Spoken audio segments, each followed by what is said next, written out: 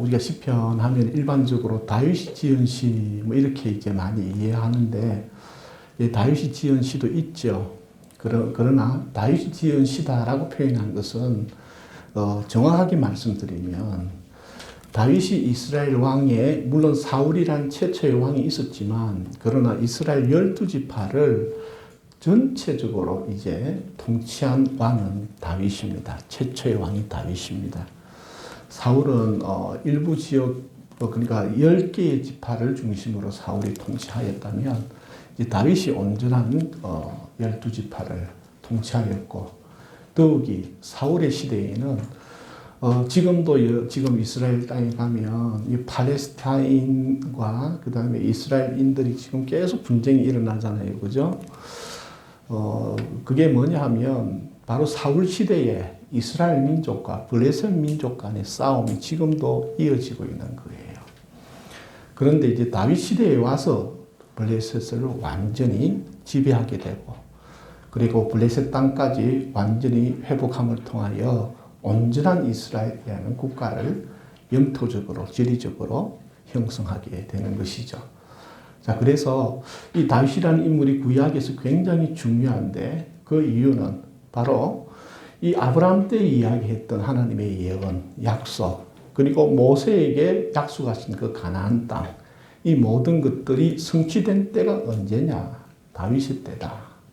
그래서 구약에서 다윗이라는 인물과 다윗 언약이라는 것이 굉장히 중요합니다.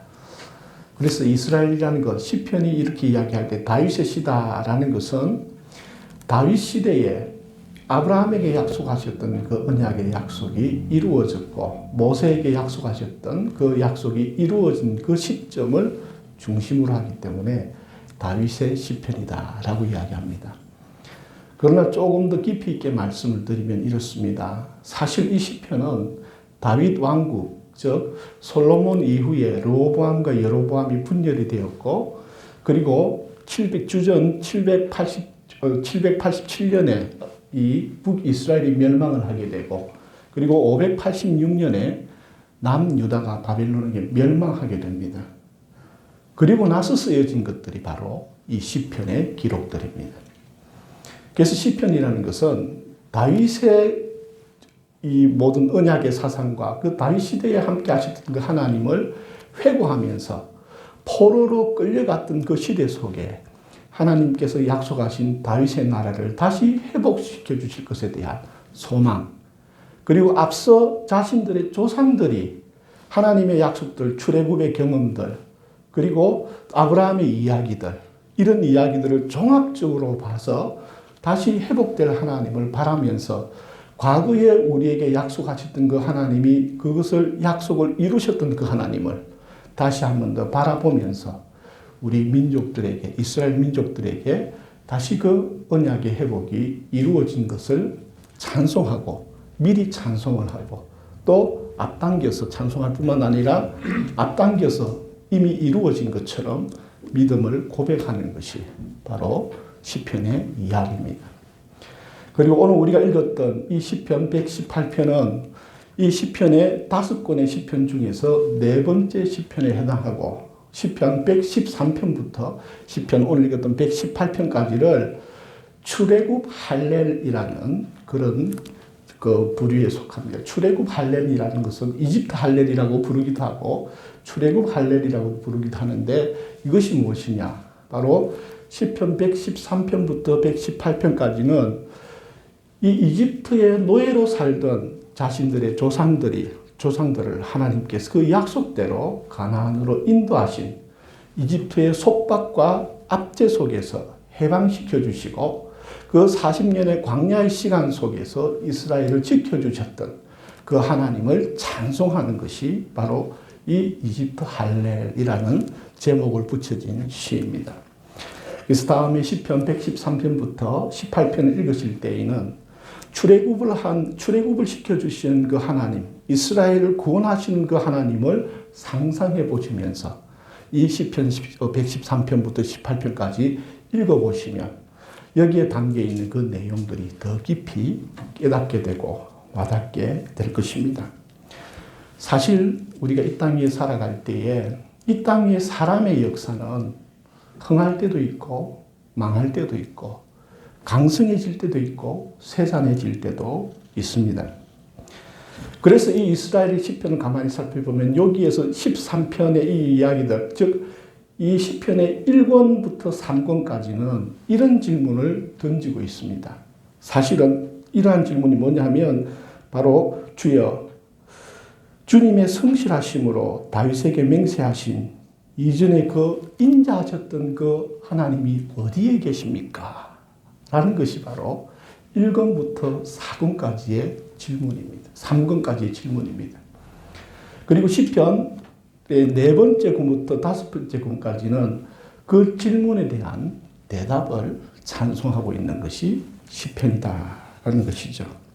그렇습니다. 여러분, 우리가 하나님을 믿든 믿지 않든, 하나님을 잘 믿든 좀 부족하게 믿든 오해는 하지 마십시오. 인생의 왕조는 아무리 승해도 패망합니다. 다윗의 왕조가 아무리 강성하여도 다윗은 그 권자의 자리에서 내려올 수밖에 없었고 결국 주님의 부름을 받아서 이 땅 위에서 살다가 죽음으로 마무리를 지어야 한다라는 것이죠. 그런가 하면 짧은 기간 동안에 이스라엘이 국권을 회복하고 아주 좋은 시기를 누렸지만 그 짧은 시기를 누리기 이전에 그 이스라엘의 조상들이 겪어야 했던 수많은 고초와 수많은 과정들, 그 절차들을 가만히 살펴볼 때에 참 아브라함으로부터 약속하신 그 약속, 결국 유다가 400년, 겨우 400년의 왕국을 지키다가 끝난 그것을 보게 될 때 참 땅의 일이 허망하다라는 생각을 가질 수밖에 없는 것이죠. 굳이 이렇게 신학적으로 깊이 있게 들어가지 않더라도 우리가 한평생의 짧은 100년 가까이의 삶을 살아볼 때에 참 시간이 지나서 이제 개인의 종말이 가까울수록 삶이라는 것이 참 허망하다라는 부분을 부인할 수가 없습니다. 살아보니 좋았을 때도 좋았지만 힘들었을 때도 힘들었지만 힘든 것도 좋은 것도 다 지나가더라는 것입니다. 그리고 마지막에 종착지에 가까워졌을 때에 인생이란 무엇인가? 과연 내 삶은 어떤 것이었는가? 라는 것들을 살펴보면서 허망하다라는 느낌을 안 가질 수가 없습니다. 저도 지난주 중에 갑작스럽게 삶의 허망함이 확 몰려오는 거예요. 참 허무하구나. 인생 참 별것 아니구나 라는 느낌. 이런 느낌들이 오더라는 것이죠. 여러분, 그렇습니다. 이 땅의 삶만을 보게 되면 우리 모두는요, 어느 누구나 할 것이 높은 자리에 올라갔던, 그냥 세상에서 신분적으로 낮은 집에 살아갔던, 많은 재미를 누리고 많은 것을 누려왔던 사람이든 아니면 힘들게 살아왔던 삶이든 동일하게 인생은 참 허무한 것이구나. 여러분, 그래서 하나님을 바라봐야 됩니다. 하나님을 모르는 자들은 이 땅의 삶이 전부인 것 마냥 살아갑니다. 그러나 하나님께서는 우리에게 말씀을 주시고 삶 속에서 이런저런 사건과 경험들을 통해서 끝이 있네? 그럼 끝 다음에는 뭐가 있을까라는 것을 질문 던지게 함으로써 우리가 여기에 이 지구의 삶에 국한된 한정된 존재가 아니라 또 다른 세계에 대한 영원한 세계를 바라보고 생각할 수 있는 기회들을 주시더라라는 것이죠. 그때가 바로 하나님을 찾을 때예요. 그때가 바로 하나님을 만날 수 있는 때더라라는 것입니다. 여러분, 구원은 노력에 있지 않습니다. 구원은 은혜에 있습니다. 그러나 구원의 은혜는 가만히 있는 자에게는 오지 않습니다. 구원의 은혜는 누구에게 오느냐? 자신을 돌아보고 하나님의 영을 향하여 바라보는 자에게 구원의 은혜가 임하더라는 것입니다. 그래서 노력으로 구원을 얻는 것은 아니지만 생각 없이 살면 구원도 안 와요. 마냥 은혜가 아무에게나 은혜가 되는 것이 아니라는 것입니다. 하나님의 은혜를 은혜로 받을 줄 아는 자에게 은혜가 온다는 것입니다. 그래서 우리는 기도해야 합니다. 동물들이 기도하는 거 보셨습니까? 여러분, 이 영장류 동물들, IQ가 높은 동물들이 꽤 있어요. 인간과 비슷한 IQ를 가진 동물들이 있지만 기도하는 동물은 못 봤습니다. 사람은 기도하는 자입니다. 일반 다른 모든 피조물도 하나님께서 사랑으로 축복으로 창조하신 피조물들이지만 우리가 그들과 조금 다른 이것은 우리의 어떤 신체적인 능력과 IQ와 인지 능력이 뛰어나는 그렇게 볼 게 아니고요. 우리가 기도할 수 있다는 것이 그들과의 차이점입니다. 기도를 통해서 하나님을 느끼게 됩니다. 기도를 통해서 하나님을 만나게 됩니다. 기도를 통해서 나의 죄를 발견하게 됩니다. 기도를 통해서 이 땅의 아픔을 보게 됩니다. 기도를 통해서 나의 부족한 과거의 삶을 깨닫게 됩니다. 기도를 통해서 앞으로 내가 어떻게 살아야 할 것인가에 대한 지혜를 얻게 되는 것이에요. 그래서 사람이라면 반드시 기도하는 시간을 가지셔야 됩니다. 아무리 똑똑하고 아무리 재능 있고 아무리 재능이 많은 능력 있는 사람이라도 그 사람이 기도하지 않으면 그 인생은 겉으로 볼 때는 화려할지 모르겠지만 인생의 전체 무게를 갖추고 두고 봤을 때에 낭비된 인생을 살 가능성이 높다라는 것이죠. 자, 그래서 오늘 우리가 잘 기억해야 될 것이 바로 우리가 하나님을 향하여 바라볼 때에 하나님이 우리는 은혜로 사는 것임을 알고 그 은혜를 은혜로 받고 그 은혜를 은혜되게 사용하는 것이 우리가 주님을 기쁘게 하는 것이고 우리의 삶을 가치 있게 만드는 것이다 라는 것이죠.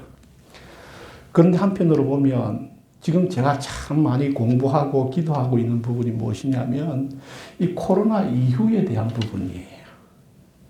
코로나가 지금 하나님께서 전 세계적으로 지금 현재 인류에게 주신 이 코로나의 엄청난 사건 왜 주셨을까?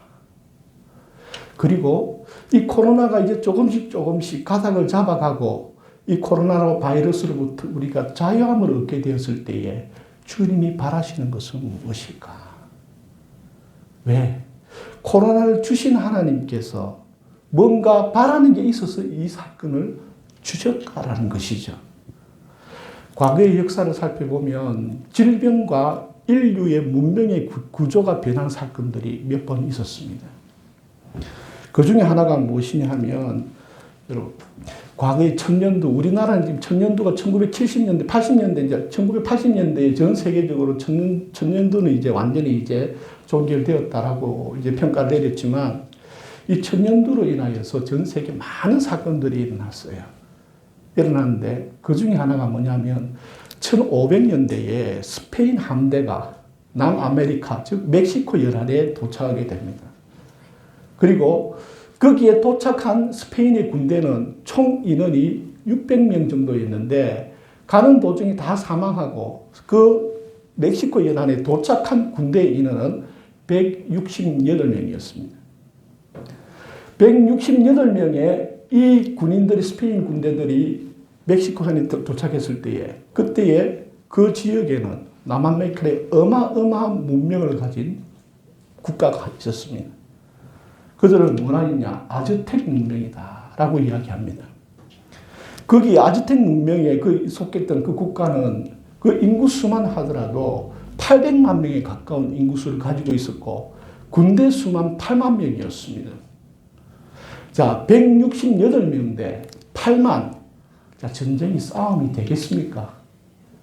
그런데요, 168명이 8만의 군대를 무찌르고 그 아즈텍 문명 전체를 휩쓸어 버렸습니다. 뭐로 휩쓸었느냐? 그 스페인 군대에 갈 때에 노예들을 같이 싣고 갔는데 그들도 군인이죠. 노예 중 한 사람이 뭐냐? 도착했을 때에 천년도를 앓고 있었던 거예요. 천년도를 앓고 있던 그 노예병사 한 명으로 인해서 그 지역에 아즈텍 문명에는 천년두 바이러스가 없었던 거예요. 그 감염으로 인해서 순식간에 이 아즈텍 문명 병사들에게 퍼지고 민간에게 퍼지고 결국 국가 전체를 망하게 만들어버린 결과를 가져온 것이죠. 이와 비슷하게 그 조금 있을 때 뭐냐면 들어보셨을 거예요. 15세기의 유럽의 흑사병. 유럽의 흑사병은 어떠냐? 유럽의 인구가 약 5천만 명 정도 되었을 때에 2,500만 명이 죽어나간 사건입니다. 그때에 이 흑사병이 돌 때에 참 어리석은 일들을 했어요. 그 시대는 중세 시대였기 때문에 유럽의 중세 교회가 이 흑사병을 대처한다 치고 그 흑사병들을 다 병자들을 교회로 불러 모았어요. 교회로 불러 모으면서 병자들을 모으면서 거기에서 치료를 한다고 여러 가지 일을 하다가 전염병은 사실 거리를 두고 해야 되잖아요. 그로 인해 수많은 건강한 사람들까지 다 죽어나간 거예요. 거기에서 휘청거리는 바람에 뭐가 탄생한지 아세요? 봉건 제도가 멸망을 하게 됩니다. 인구의 절반, 유럽의 인구의 절반인 5천 명이 죽어나가니까, 자, 봉건에서 땅의 지주들은 뭐가 있어야 돼요? 밑에 부리는 하인들과 노예들이 있어야 됩니다. 근데 그 노예들이 거의 다 죽어나가죠. 귀족들은 그나마 깨끗한 생활을 했기 때문에 노예들이 다 죽어나가자 농지에서 일을 해야 되는데 일할 사람이 없는 거예요. 상황이 역전되어 버립니다. 과거에는 지주가 노예들을 향하여 큰 소리를 쳤다면 이제는 그렇다고 귀족들이 농사를 지을 기술이 있습니까? 다 노예들이 기술이 있지 않습니까? 거꾸로 이제 사람 구하기, 일손 구하기가 힘들어지자 노예들이 목소리가 커진 거예요. 그 사이에 어떻게 해요? 중간에 상업이라는 것이 형성이 되면서 자본주의가 형성이 됩니다. 흑사병으로 인해서 사실은 자본주의와 상업주의가 시작된 거예요.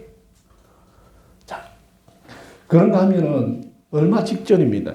물론 저는 태어나지는 않았지만 1918년도에 스페인 독감이라는 거 들어보셨을 거예요. 이 스페인 독감은요, 전 세계 인구 5천만 명이 죽는 결과를 가져온 초래한 엄청난 팬데믹이었습니다. 그런데 이 5천만 명이 죽을 때에 유럽과 전 세계가 휩쓸었지만 미국에서도요, 이 흑사병이 돌자 스페인 독감이 이제 들어와가지고 55만 명이 죽어나갔습니다. 그때에 미국에서도 또 어떻게 해요? 일손이 부족해진 거예요. 그나마 그래도 미국 사람들이 머리를 잘 돌렸어요. 일손이 부족해지자 이걸 어떻게 할까? 그 앞전에 어떻게 해요? 산업혁명 1차, 2차가 있었거든요. 그래서 1차, 2차 산업혁명을 기초로 삼아서 이때 대대적으로 사람의 인력 중심으로 하지 않고 기계화를 시켜버린 거예요. 그래서 설비 투자를 해버려서 어떻게 해요? 그것을 산업화로 바꿔버림으로 미국이 현재 경제 대국으로 세워지는 발판이 되었습니다. 여러분, 오늘 우리는 이러한 일들이 단순히 이 전염병이 일어나서 큰일 났다가 아니에요. 과거의 역사를 돌이켜볼 때에 이러한 일들이 우리에게 좋은 일이거나 유쾌한 일은 아니었지만 이 엄청난 일은 인간의 재앙으로서 끝날 일이 아니라 하나님의 또 다른 계획이 있음을 보게 됩니다. 우리가 기도하는 사람이고 하나님을 믿는 사람이고 주님을 쫓아가는 사람이라면 그냥 일어난 이 사건이 그냥 일어난 우연의 사건 그 자체로 끝나는 것이 아니라 그 속에 하나님의 메시지가 있음을 찾아내고 볼 수 있는 자가 영안이 열린 자입니다. 근데 놀랍게도요, 교회를 다니든 안 다니든 하나님께서 모든 자에게 성령을 부어주셔서 해안이라는 것이 모든 자에게 주어졌습니다. 그리고 지금 각계각층의 전문가들이 이 코로나가 가지는 의미가 무엇인가, 그리고 코로나 이후의 세계는 어떤 세계가 펼쳐질 것인가. 사실은요, 우리가 앞전 문재인 정권이 출범하기 전에 그 대선 때에 그 대선 공약자 문재인 대통령도 나왔고 안철수도 나왔고 뭐 여러 사람들이 나왔지 않습니까? 대통령 후보로. 그때 나왔을 때에 그 모든 것 당적을 초월해서 공통적으로 외쳤던 말이 하나가 있습니다. 정책 하나가 있습니다. 그게 뭡니까? 4차 산업혁명이라는 단어를 똑같이 외쳤습니다. 그런데 놀랍게도요. 코로나가 터짐으로 인해 이 4차 산업혁명의 속도가 엄청나게 앞당겨졌어요. 여러분, 과거에는요, 이런 것을 지어요. 여러분, 우리는 학교에 있을 때는 학생이 됩니다. 우리는 회사에 있을 때에 직장인이 됩니다. 그러나 코로나가 터진 다음에는 학교 가지 않은 학생이 출연하게 됩니다. 회사에 출근하지 않는 직장인들이 출연하게 됩니다. 이게 바로 4차 산업혁명입니다. 이것이 점점 더 많이 영역이 확대되게 될 것이고 결국은 4차 산업혁명이란 뭐냐? 인간보다 더 뛰어난 능력을 가진 인공지능을 가진 로봇들이 출현하게 되고 좀 무서운 이야기지만 자칫 잘못하면 동성애 이런 문제가 아니고요. 감성이 가진 로봇이 등장하게 되면서 사람이 로봇과 결혼하는 시대가 올지도 모릅니다. 로봇은요, 자기 주장이 없거든요. 자기 주인에게 모든 프로그램이 맞춰져 있고, 이제 인공지능을 가져서 주인의 그 생각과 감정을 본인도 프로그램으로, 알고리즘으로 알아차리고 맞춰준다면요. 여러분, 정말 우리가 상상하지 못한 세상이 올지도 모릅니다. 자, 오늘 우리가 정신을 차리고 기도해야 됩니다. 여기에서 우리가 던져야 될 질문이 무엇이냐? 우리 모든 자들에게 던져야 될 질문이 이것입니다. 교회를 다니든 교회를 다니지 않든 인간이라는 것이 누구인가입니다. 인간이란 누구인가? 사실 역사를 돌이켜 가만히 살펴보면 저는 이 지구라는 하나님이 주신 이 지구라는 에덴 동산을 끊임없이 인류는 망쳐왔습니다. 이 지구는요, 우리 인류에게 주신 하나님이 주신 에덴 동산입니다. 그런데 우리 인류가 이 세상에서 주권을 잡기 시작하면서부터 수백만 종의 생물들이 없어지고 멸종당했습니다. 이제는요, 인류가 끝을 보려고 합니다. 얼마 전에 미래학자, 세계 최고의 미래학자로 꼽히는 제레미 러퍼킨이라는 분이 논문에서 이런 것을 발표했어요. 뭐라고 발표했느냐? 1900년대에는 이 지구라는 땅덩어리, 즉 바다가 아니고 땅덩어리입니다. 땅덩어리에서 사람이 살았던 지구 면적은 지구의 땅에서 17%밖에 되지 않았다고 이야기합니다. 그런데 현재 2000년대를 살고 있는 지금 현재 인류는 이 지구의 땅을 몇 프로를 점령하고 사느냐? 17%에서 77%로 60%가 늘어난 거예요. 불과 몇십 년 사이에. 여러분, 이 코로나라는 것이 단순한 게 아니에요. 그 이전에도 앞서 말씀드렸던 것처럼 이런 천연두 같은 전염병이나 흑사병 같은 전염병이나 이런 것들이 과거에도 팬데믹 현상이 있기는 있었습니다. 그러나 여러분, 이 팬데믹 현상이라는 것이 단순하게 끝나는 것이 아닌 것은 2000년대에 들어서서 어마어마한 일들이 계속 터지고 있다는 겁니다. 2000년대에 들어서서 어떤 일이 벌어지느냐? 여러분 들어보셨습니까? 사스라는 게 등장하게 됩니다. 메르스라는 게 등장하게 됩니다. 지카 바이러스라는 게 등장하게 됩니다. 에볼라 바이러스라는 게 등장하게 됩니다. 그리고 코로나가 등장하였습니다. 몇천 년 만에, 몇백 년 만에 한 번 일어날 인수 공통 감염 바이러스가 이제 2000년이 채 30년이 되기도 전에 이러한 바이러스가 계속해서 터지고 있습니다.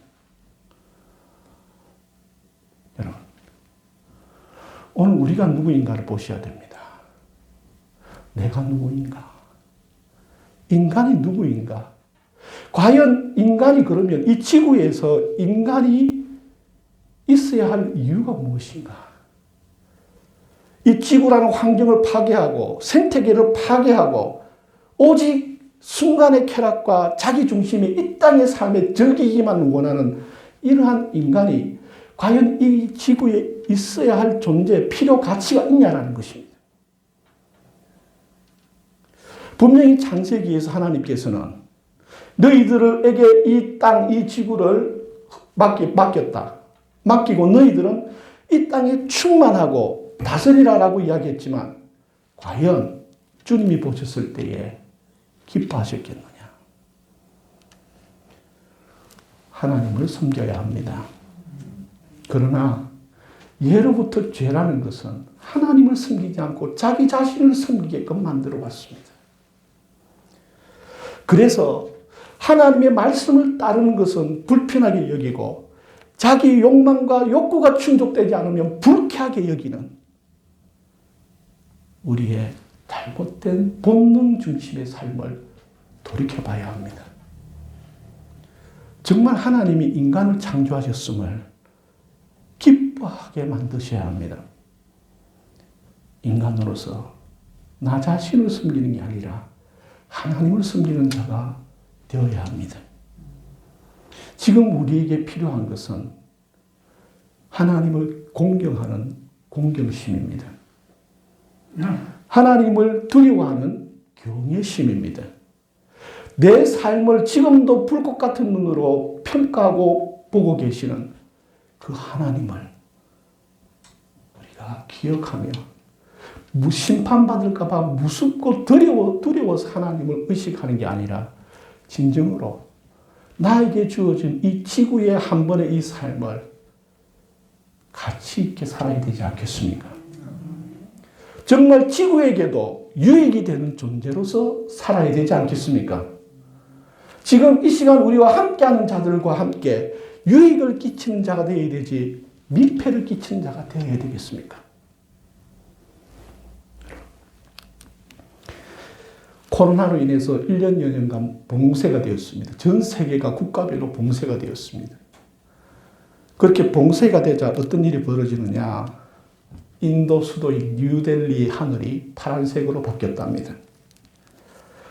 중국의 만리장성 옆에 초록 숲이 되돌아왔다고 합니다. 런던의 교회에 야생 사슴떼가 출현했다고 합니다. 칠레의 산티아고에 퓨마가 돌아왔다고 합니다. 이탈리아 베네치아의 그 바다에 해파리가 보인다고 합니다. 여러분, 우리 인간이 그동안 얼마나 하나님께 주신 우리의 동반자인 이 자연들을 훼손해 왔는가를 돌이켜보게 됩니다. 코로나를 회복해야 합니다. 그러나 코로나 이전의 삶으로 돌아가서는 안 됩니다. 이 코로나를 겪으면서 그동안 우리 인류가 저질러 왔던 잘못된 부분들을 반성을 하고 이제 어떻게 해요? 포스트 코로나, 새로운 코로나 그 이유를 우리가 어떻게 살아야 될지를 진지하게 우리 자신을 돌아보고 기도하고 생각해 보아야 할 때이다라는 것이죠. 여러분, 하나님께서는 이 지구를 우리 인류의 삶의 터전으로 주셨습니다. 이 주신 삶의 터전은 우리가 지배하고 소유하고 착취하고 채굴하라고 주신 것이 아니라 여기에 하나님께 창조하신 모든 자연 만물들을 잘 가꾸어서 하나님께서 창조하셔서 보시기에 좋았던 그것을 더욱더 풍성하게 하여서 마치 우리가 자녀들 여러 명을 두고 보았을 때 그 자녀들이 자기들끼리 모여서 오순도순 재미있게 화덕거리면서 그렇게 노는 모습을 보고 부모의 마음은 그 소리만 들어도 흐뭇한 것처럼 우리가 이 지구 위에서 하나님이 창조하신 그 피조물들끼리 서로가 이사야 60장에 나와 있는 것처럼 뱀과 뱀굴의 아이가 손을 넣고 사자와 다른 짐승들이 뒹굴고 이러한 하나님이 주신 창조 안에서 하나님이 주신 이 은혜 안에서 서로가 기뻐하고 함께 할 때에 이것이 주님의 다스림의 비전이 아니겠습니까? 여러분, 우리가 세상을 바꿀 수는 없습니다. 그러나 나의 생각은 바꿀 수 있습니다. 나의 행동은 바꿀 수 있습니다. 우리가 세상을 바꾸자는 것이 아닙니다. 나 자신을 바꾸자는 것입니다. 나 자신이 하나님의 말씀에 귀를 기울이고 나 자신이 하나님 말씀을 쫓아가고자 할 때에 외부 세상에는 바뀌지 않더라도 나의 삶의 영역에서 변화가 시작된다면 거기에 하나님의 성령이 역사하지 않겠습니까? 여러분, 사랑을 회복하고 존경을 회복하고 존중을 회복해야 됩니다. 하나님을 공경하십시다. 우리는 이 세상의 주인이 아닙니다. 오늘 시편 말씀에서도 이 다윗의 언약에 기초한 이야기를 하지만 여러분, 우리 모두는 하나님의 집에 거하고 있음을 아시길 바랍니다. 내가 살고 있는 지금 이 시간에 이 모든 것들, 내 집에 거하는 것, 내가 주인된 내 것이 아니라 하나님의 집에 거하고 있음을 알고 하나님을 공경하는 삶을 살길 바랍니다. 하나님을 공경하는 마음으로 살길 바랍니다. 하나님을 공경하는 그 삶이 무엇인가 그것을 쫓아서 나아가는 은혜가 있길 바랍니다. 주님을 쫓아가는 자, 주님의 은혜가 있고 복이 있을 줄 믿습니다. 우리 모두 다 하나님의 집에 거하여 우리가 이 세상 모든 것을 마감하였을 때 또다시 그 하나님이 예비하신 저 천국의 하나님의 집에서 영원히 함께하기를 주님의 이름으로 축복합니다.